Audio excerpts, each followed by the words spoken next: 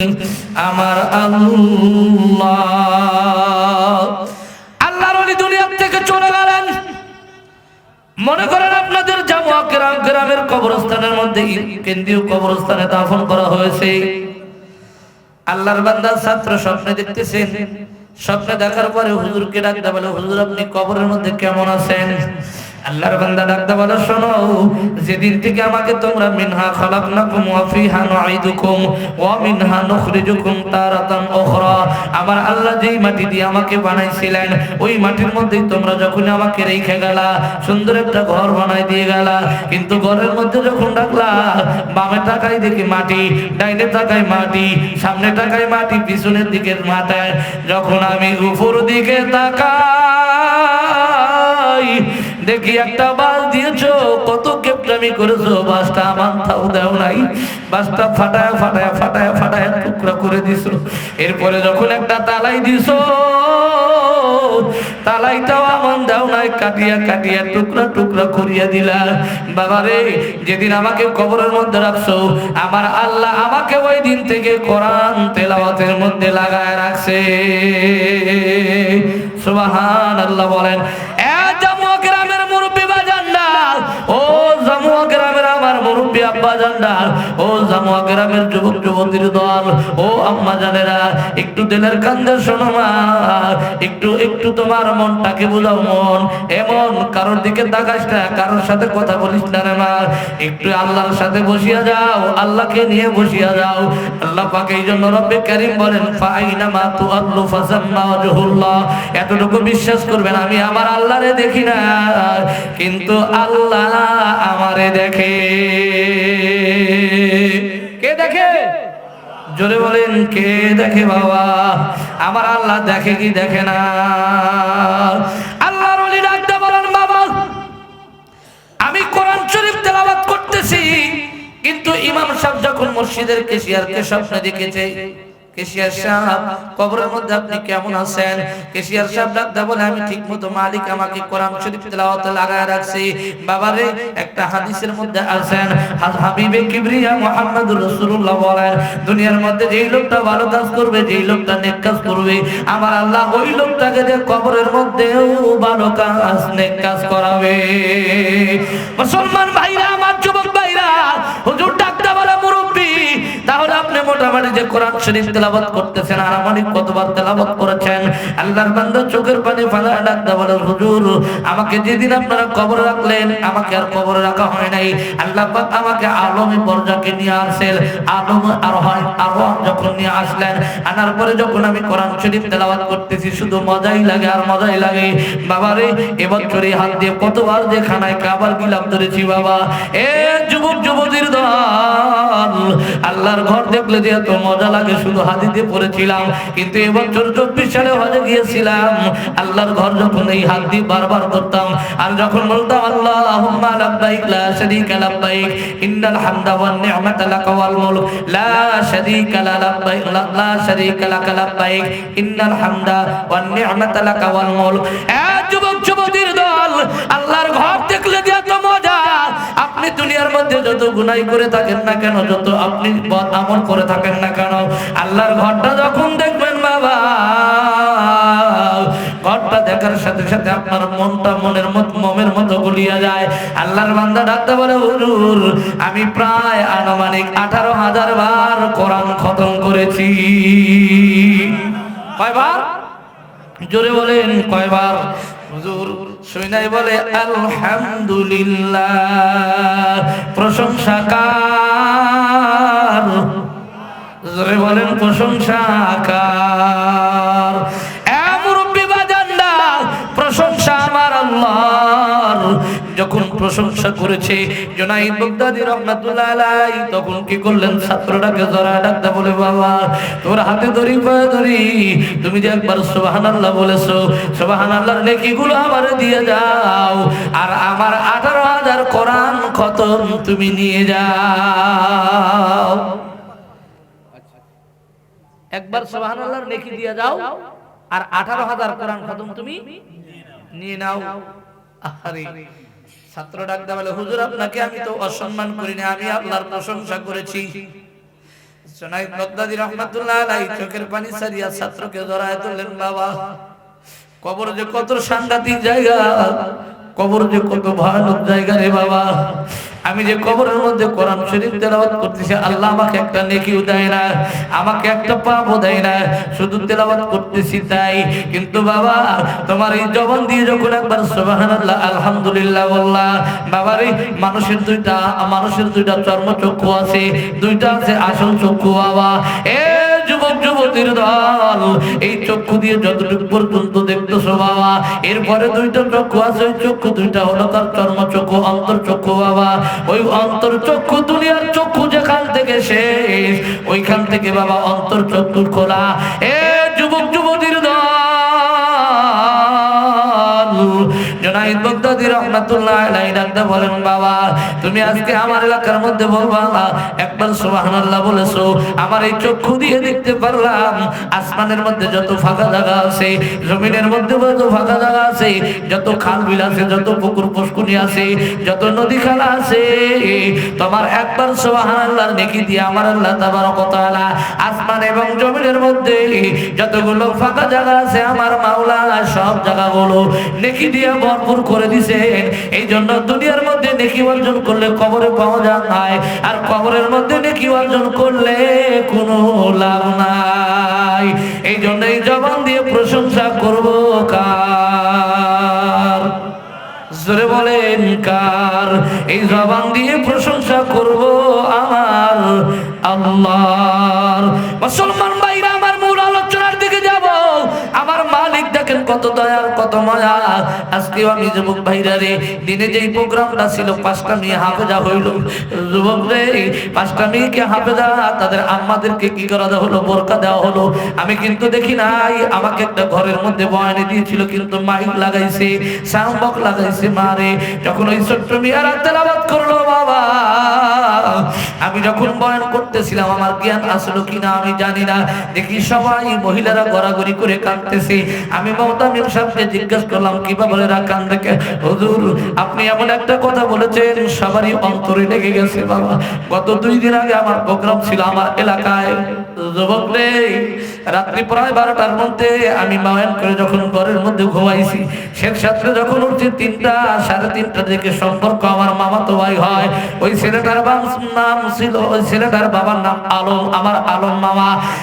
যুবক যুবতীর দল, এই কথা পড়াশোনার পরেও যদি তুমি মাহফিলের মধ্যে ঘোরাফেরা করো, যুবক তোমরা কোন মায়ের পেটে জন্ম নিয়েছো?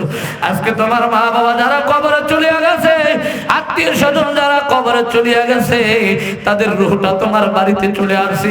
কবরের মধ্য থেকে মালিককে ডাকতে বলে আল্লাহ, ফেরেশতাকে ডাকতে বলে ও আমার ফেরেশতা রে, আমার বান্দারা কবরের মধ্যে যারা আযাবের মধ্যে আছে, ওরা খালি ডাকতেছে হে যুবক ভাই, কতজনের বাবা বসলো, কতজনের ভাই বসলো, কতজনের মুরব্বী বসলো। আজকে তোমরা বাড়ির মধ্যে ঘোরাফেরা করো, আমরা বড় অশান্তির মধ্যে আছি বাবা। যুবক যুবতীর দল, কথাটা একটু খেয়াল করে শুনবেন বাবা। অন্য রাষ্ট্রে বাবা, আমাদের বাংলাদেশের ঘটনা না বাবা।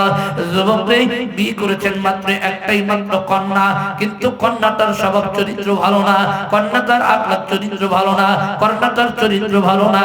কিন্তু আল্লাহর বান্দা দুনিয়া থেকে বিদায় নিয়ে চলে গেছেন। যখন তার বন্ধু স্বপ্নে দেখেছে, স্বপ্নের মধ্যে বন্ধু ডাকতে বলে বন্ধু রে, কবরের মধ্যে তুমি কেমন আছো, কি করতেছো? বন্ধু রে কবরের মধ্যে তেমন আমি ভালো নাই, কি জানে একটু করে কামড় দেয়, আমাকে 70 গজ মাটির নিচে ঢুকায় দেয়। আবার যখন 70 গজ মাটির থেকে তুলে চামড়ার মধ্যে কিছু থাকে না, এমন ব্যথা জীবনে কোনোদিন পাই নাই। বন্ধু দুনিয়ার মধ্যে আমার বিবিটাও নাই, একটা ছেলেও নাই, মাত্র একটাই মাত্র মাইয়া। একটু তোমার কাছে বলি বন্ধু, মেহেরবানি করে তুমি একটু আমার মাইয়ার কাছে আমার জন্য একটু নেক আমল করার জন্য বলবা। এ যুবক যুবতীর দল, রাত্রে যখন বন্ধুর সাথে স্বপ্নে কথা হইল, যুবক শেষ রাত্রে উৎখানের জন্য গেছে, ওই বন্ধুর মেয়েটাকে খোঁজ করছে, পায় না। কিন্তু পাইতে না পাইতে হঠাৎ করে একদিন দাগের মধ্যে যাইতেছে, চড়ার মধ্যে দিয়ে, চড়ার মধ্যে দেখবেন অনেক সময় কফি হাউস বানায় কি বানায় না, জোরে বলেন আছে না নাই? দেখে চড়ার মধ্যে একটা কফি হাউস অথবা একটা খেলাধুলার একটা স্থান, দেখে ওই যুবতী মেয়েটা যেই পোশাক পরিহিত পোশাকটা বেশি ভালো না। ওই পুকুরের মধ্যে গোসল করতেছে, আল্লাহর বান্দা ওখানে থামিয়ে গেলেন। ডাক্তার বলল, মা রে, তোমাকে একটা কথা বলতে চাই। বাজান, আপনি কি কথা বলবেন? ও মুরব্বী, এখান থেকে চলে যান, আপনার সাথে আমার সময় দেওয়ার সময় নাই। আমি এখন যুবকদের সাথে সময় দিব, আপনার কাছে আমার সময় দেওয়ার সুযোগ নাই। আল্লাহর বান্দা ডাক্তার বলে, শোনো মা, বড় আশা নিয়ে তোমার কাছে আসলাম। তোমার বাবা কবরের মধ্যে বেশি ভালো নাই, তোমার বাবার কবরের মধ্যে আযাব হইতেছে। একটু যদি তোমার বাবার জন্য নেকি একটু আমল করো না, যদি একটু নেকি তোমার বাবার জন্য পাঠাইতা, একটু উপকার হইতো। আল্লাহর বান্দি কি করলেন? ওই পানির মধ্যে থেকে পানি দা মুরব্বীকে একটা কি করলেন? ঢেল দিলেন। মুরব্বী রাগ হইল না, মুরব্বীটা বেজার হইল না। কিন্তু মুরব্বীটা যখন চলিয়া গেল, বাড়িতে যা আবার যখন ঘুমায়, দেখে বন্ধু কি করছে। বাবা, বন্ধু পরের দিন রাত্রে আবার স্বপ্নে দেখতেছে, বন্ধুরে তুমি কেমন আছো? ও দোস্ত, তুমি আমার মেয়েকে নেকির কাজের জন্য বলেছিলা, তোমাকে যখন পানি দিয়ে ঢেল দিয়েছিল, ওই দিন থেকে আমার কবরের মধ্যে শুধু শান্তি আর শান্তি। কত সুন্দর সুগন্ধি, আমাকে সমস্ত রকমের ফল ফুল আল্লাহ পাক খাওয়ায়। বন্ধু, আমার মেয়ে তোমাকে একটু পানি দিয়ে ঢেল দিয়েছিল, ওই ঢেলটা দেওয়ার কারণে তুমি রাগ হও নাই, নারাজ হও নাই। কিন্তু যখন ঢেল দিয়েছিল, তুমি যেই জায়গায় দাঁড়াছিল, ওই জায়গায় ছোট্ট একটা পোকা ছিল। পোকাটা কয়েকদিন পর্যন্ত পানি পায় না, কয়েকদিন পর্যন্ত খানা পায় না। ওই মেয়েটা যখন পানিটা ঢেল দিয়েছিল, পোকাটা একটু হাত ঘুরেছিল, আর মধ্যে কিঞ্চিত পরিমাণ, জাররা পরিমাণ পানি ওই মুখের মধ্যে গেছে। পোকাটা মালিক রে ডাকতে বলে, আল্লাহ, যে আজকে আমার পানির ব্যবস্থা করলো, ওর যদি আত্মীয় স্বজন কবরে যা থাকে, তুমি মাফ করিয়া দাও। লিল্লাহে তাকবীর, নারায়ে তাকবীর, লিল্লাহে তাকবীর।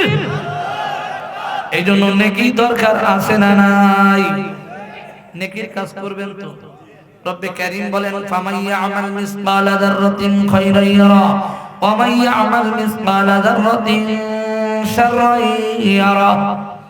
আল্লাহ বলেন, যারা পরিমাণ আমল যদি কারোর মধ্যে থাকে, ওই লোকটাকে আল্লাহ কোনোদিন জাহান্নামে দিবে না, জান্নাতে দিবে। যাররা কাকে বলা হয়? আপনাকে সাধারণ একটা জিনিস বুঝাই।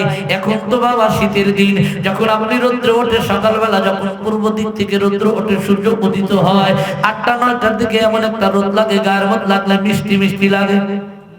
জোরে বলেন। আবার দেখবেন ওই টিনের ছিদ্র দিয়ে যদি রৌদ্র আসে, দেখবেন কণা অনুভব করা যায় না? ওই কণাগুলো অনুভব করা যায় না। তাফসীরের কিতাবের মধ্যে লেখা হয়, ওই যে একটা কণা অনুভব করা যায় না, ওই কণাটাকে আপনি ধরবেন, ধরার পরে কোনাটাকে 70টা ভাগ করবেন। 70টা ভাগ করার পরে একটা ভাগ যে থাকবে 69টা ভাগ। যেই কোনাটা দেখা যায় না, ওই কোনাটা যদি আবার 70টা ভাগ করা লাগবে বাবা, ওই 70টা ভাগের মধ্যে 69টা ভাগ আপনি ফাড়ায় দিবেন, আর একটা ভাগ যে বাকি থাকবে ওটাকেই জাররা বলা হয়। এতটুকু আমল যদি আমার নবীর উম্মতের মধ্যে থাকে, ওই উম্মত গুলো হাসতে হাসতে জান্নাতে যাবে। জান্নাত দিয়া দো जग से हमरा वो क्या करो आरज़ू है मैंने तुझे देखा करो। আল্লাহর যারা আশিক হয়, আল্লাহর যারা প্রেমিক হয়, আল্লাহর যারা জিকিরকারী হয়, ওরা বলে আল্লাহ তোমার জান্নাত চাই না, জাহান্নামও চাই না।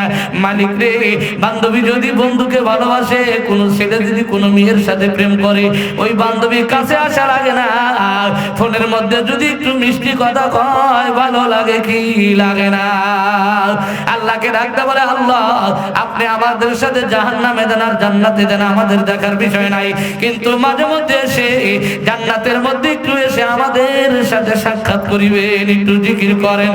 আল্লাহু আল্লাহ আল্লাহু আল্লাহ জিকির করো, আল্লাহ নামের জিকির করো, আল্লাহু নাম দিলে বলো আল্লাহু, বলেন মজা লাগবে। আল্লাহু আল্লাহ আল্লাহু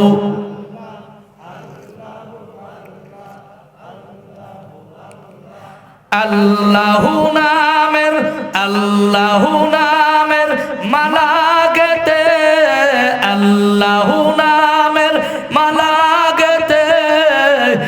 সকাল সন্ধ্যায় জিকির করো, আল্লাহু নাম দিলে বলো আল্লাহু। পরে অনেকেই বলতেছে না আল্লাহু আল্লাহু আল্লাহ আল্লাহু।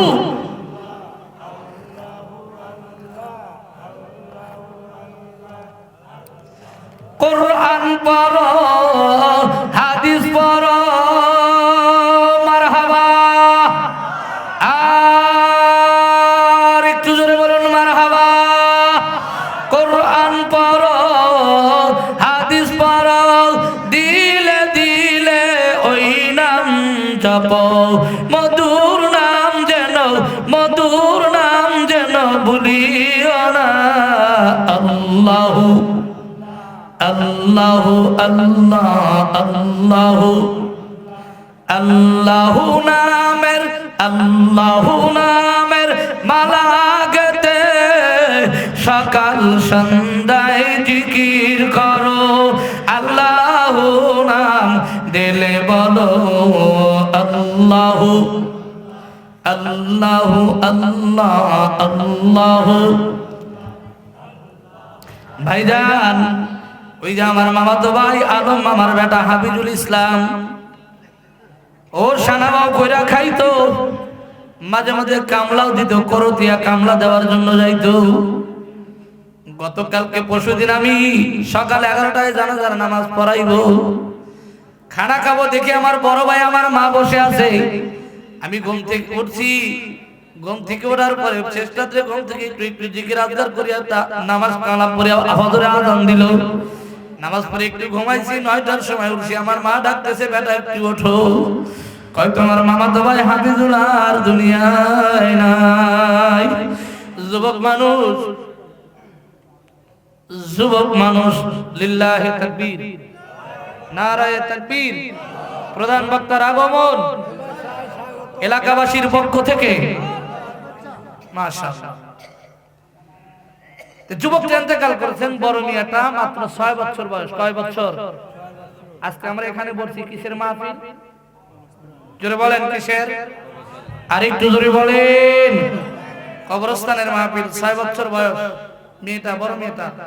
ছোট মেয়েটার বয়স মোটামুটি 3 বছর। আমাদের মতো বয়স হয় নাই। আমার মা বলছে তাই আমি দেখার জন্য গেছি। আমার মাথায় টুপি আছে কিন্তু জুব্বাটা নেই, একটা জ্যাকেট আছে, একটা কোট আছে। আমি বলতেছি এই পরিবেশে আমার সব জায়গায় কিন্তু যাওয়া যাবে না মা। কয় না একটু যাও। যখন বাড়ির উপরে চলে গেলাম দেখি আমার ওই মামাতো ভাইকে গোসলখানায় নিয়ে গেছেন। এই জন্য কবি বলেন কত গোসল করলাম সাতরায়া,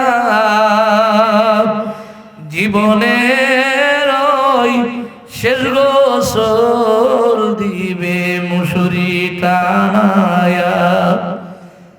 তাও কালা মুসুরি টানাইবে দেখা যায় না, অন্য কালার মুসুরি টানাইলেও দেখা যায় না। সেই লোকটা দোয়ায় সে সারা কেউ দেখে না। যা দেখলাম বাড়ি ভর্তি মহিলা, আমাকে দেখে সবাই বলে হাজি সাহেব আইছেন, মুফতি সাহেব আইছেন, একটু যাইতে দাও। আল্লাহর কসম, বাবারে যখন আমি ঘরের মধ্যে ঢুকলাম, এই মসজিদের মধ্যে যখন ঢুকলাম দেখি আমার একটা চাচা ভাই তারা দোকানদার নাম, আর একটা আমার মামা আছে সুরমান মামা, আর একটা আছে কাদের ভাই। আমাদের মসজিদের ইমাম সাহেব মাওলানা নুরুল ইসলাম ওখানে বসে আছে। আমি একটু ভিতরে গেলাম, ভিতরে যায় দেখি ছেলেটাকে কি করছেন, কাজ করে পিঠ কসলাইতেছে। যায় দেখি নাক দিয়ে অজস্র রক্ত পড়তেছেন, এখনো রক্ত পড়তেছেন। বাবা, এ যুবক ভাই, আমি বললাম গোসল কর।